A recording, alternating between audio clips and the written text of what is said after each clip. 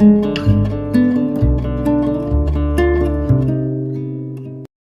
উঠতে না পারো তবে দৌড়াও, যদি দৌড়াতে না পারো তবে হাঁটো, যদি হাঁটতে না পারো তবে হামাগুড়ি দাও।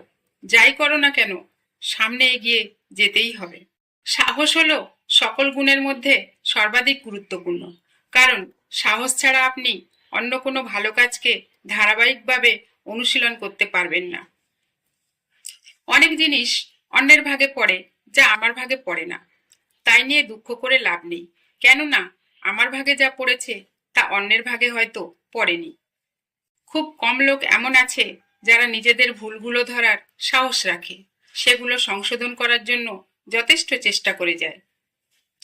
যে তোমার খেয়াল রাখে তাকে কখনো অবহেলা করো না, একদিন দেখবে পাথর খুঁজতে খুঁজতে হীরা হারিয়ে ফেলেছ।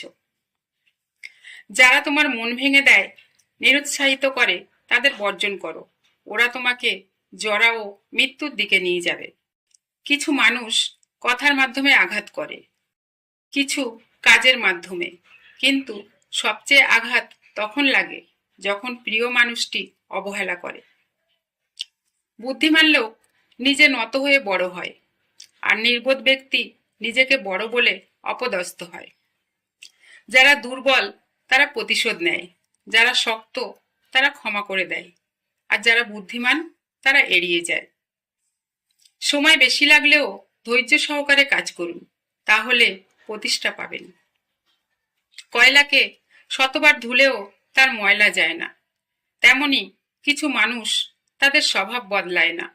মানুষ যখন রাগান্বিত অবস্থায় থাকে তখন তাকে কোনোভাবে বিরক্ত করা উচিত নয়, কেননা তা থেকে চরম ভুল বোঝাবুঝি সৃষ্টি হতে পারে। যদি আপনি নিজের অন্তরে চেয়ে দেখেন, তাহলে আপনি এমন একটি জায়গা খুঁজে পাবেন যেখানে সমস্ত কিছুর সমাধান আছে।